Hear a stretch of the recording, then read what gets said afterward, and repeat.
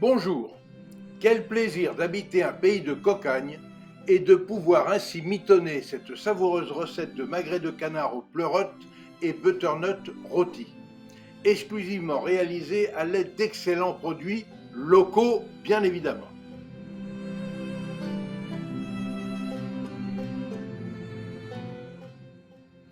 À propos de ces ingrédients, rappelons que le pleurote serait l'un des plus anciens champignons que nous consommons, puisque déjà au 1er siècle de notre ère, Pline l'Ancien évoque les pleurotes dans son encyclopédie intitulée L'Histoire naturelle, dans laquelle il rédige d'ailleurs la première classification des variétés comestibles et vénéneuses de champignons identifiés à cette époque.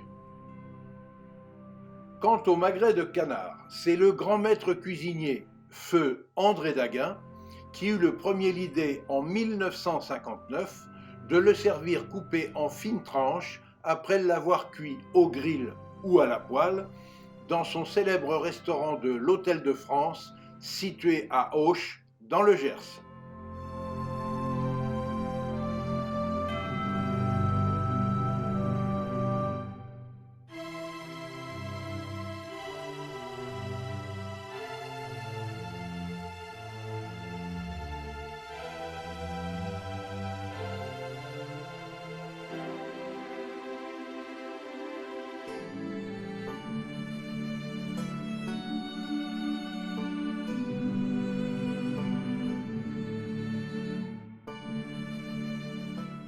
Pour réaliser ma recette, je commence par préchauffer le four à 180 degrés et j'émince les échalotes.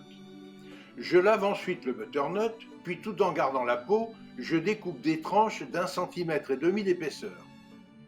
Dans un plat préalablement badigeonné de graisse de canard, je dépose les tranches de butternut et je les assaisonne de fleurs de sel, de poivre du moulin et d'épices Rabelais. Puis j'intercale des pleurotes que j'assaisonne également de fleurs de sel et de poivre du moulin. Je parsème les échalotes ciselées et je mouille le tout avec le vin blanc sec.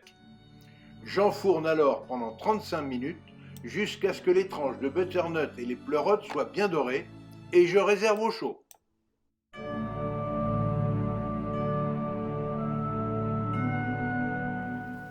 J'ai ensuite lancé la cuisson du magret de canard après en avoir incisé la peau.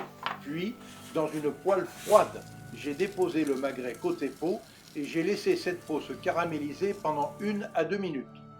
Ensuite, j'ai baissé légèrement le feu et j'ai poursuivi la cuisson, toujours côté peau, durant 2 à 3 minutes, tout en arrosant le côté chair avec le gras fondu et j'ai assaisonné avec la fleur de sel et le piment d'Espelette.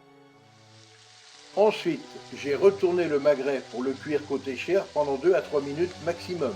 Le magret doit absolument rester bien rosé à cœur, voire bleu. Puis je l'ai retiré du feu pour l'envelopper et le réserver au chaud afin de laisser la viande se détendre durant 5 minutes avant le service.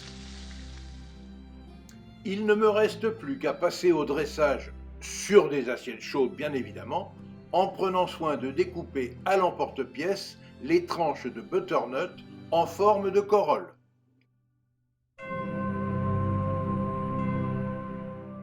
Pour réussir un savoureux accord entre le magret de canard et le vin, il est conseillé d'opter pour un bon vin rouge, tel un Cahors comme la cuvée Les Petites Cailles du Clos Triguedina. Pour apprécier pleinement toutes les qualités de cet excellent vin, je l'ai servi dans les verres Calix de chez Namasté, situés à Sept-Fonds, dans le Tarn-et-Garonne également. Ces verres aux proportions parfaites, conçus en application du nombre d'or, ont révélé toute la quintessence du vin que nous avons dégusté. Enfin, précisons que les différents produits qui composent ma recette se retrouvent notamment dans le magasin Le Bon, Le Brut et Les Gourmands, situé à Saint-Étienne-de-Tulmont, toujours en Tarn-et-Garonne. Pour suivre facilement mes recettes et nos reportages, abonnez-vous à notre chaîne Escapades et Découvertes TV, c'est gratuit. Obligez-vous à faire travailler les producteurs locaux de vos régions. Vous participerez ainsi à la sauvegarde des artisans du goût français. Alors, surveillez les étiquettes et les logos officiels et veillez toujours à acheter des produits de nos régions correctement estampillés.